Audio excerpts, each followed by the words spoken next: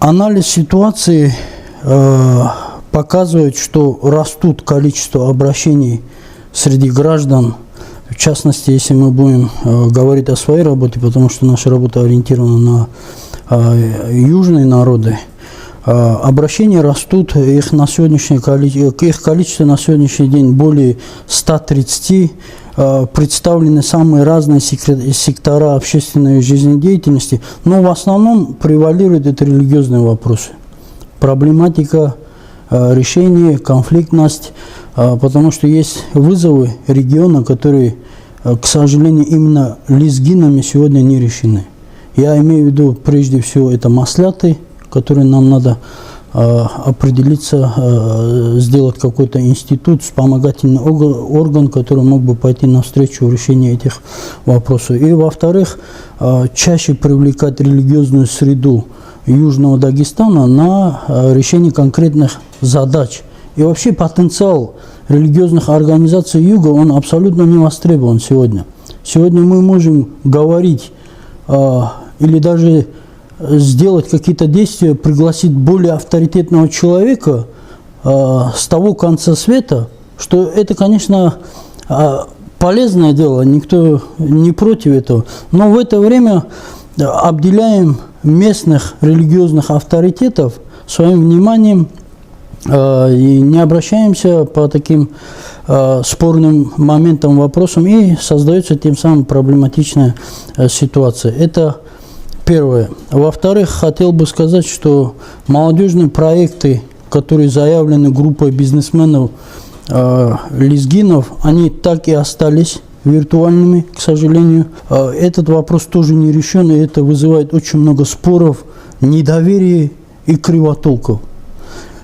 Никто не объясняет, нет должной информационной поддержки проектов лезгин, вообще нет никакой должной информационной работы в направлении Южного Дагестана. Что греха таит, надо признаться. У нас даже лезгинского телевидения нету. Нету. Сегодня нету ни одной хутбы на лезгинском языке в регионе. Нету открытых уроков. Не представлены стенды на различных выставках. Это второе. И в-третьих, все-таки хотел бы обозначить и призвать руководство ФЛНК ориентировать свою деятельность на развитие и даже, я бы сказал, на сохранение тех ценностей, которые у нас были, потому что они практически утрачены. Необходима огромная работа, титанический труд, чтобы хотя бы вернуться на уровень 90-х годов. Потому что деградация полнейшая. Пьянство, алкоголизация, наркомания, прелюбодеяние и прочее. И, конечно же, надо остановить поток миграции, потому что южные села, они попросту вымирают. Молодежь сегодня уезжает, не видя никаких перспектив, а столичная бизнес-структура так и до сих пор ограничивается общими декларациями, попросту говоря, хабарами занимаются, и никакой реальной помощи, конкретики нету. Со всеми структурами всех национальных этнических сообществ, которые представлены в регионе. Вот взять конкретно, если пример кумыкской общественности. Мы договорились о взаимном сотрудничестве и уже восполняем тот пробел, который был эти десяток лет нами допущен, и участвуем в мероприятиях друг друга. Вот последнее мероприятие касательно вопросов освещения земельных конфликтов, очень хорошее мероприятие было сделано.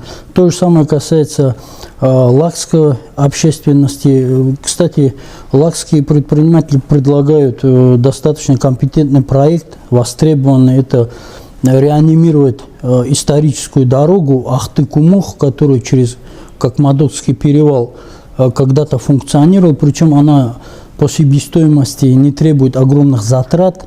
Большая часть этой дороги до сих пор функционирует и может прекрасно служить базой для товарообмена, продуктов питания, общей интеграции культуры двух народов и достаточно стать таким мощным локомотивом развития в этом регионе. И потом интеграция сегодня самих лакцев в лезгинскую среду и лезгин в лакскую, она была бы полезна обоим народам. Не только в части обновления там, крови, там, если своими словами говорить, и вообще сохранение идентичности этих народов, потому что сегодня серьезная угроза идет. Надо представлять, что такое сегодня Южный Дагестан. В Южном Дагестане, к большому сожалению, приходится это отмечать, представлены все, кроме лезгин. От Дербента до Ахту. Там есть Турция, там есть Иран, там есть Азербайджан, там есть Россия, там есть Грузия, там есть Армения. Но там нету лезгин. Вот что удивительно. И никто ничего не делает в этой части. И та работа в этой области, которые, вот, тенденции, которые сложились вот, к интеграции общественных организаций, которые могли бы восполнить этот пробел, меня сегодня радует. Но опять-таки скажу, что это пока остаются декларациями конкретных вливаний, создания каких-то общественных структур, каких-то правовых организаций, даже правозащитных, я бы сказал, они тоже сегодня востребованы. И этот шаг, который вы сделали на международной арене, они, если как-то будет систематизировано и в регионах, могло бы принести огромную пользу.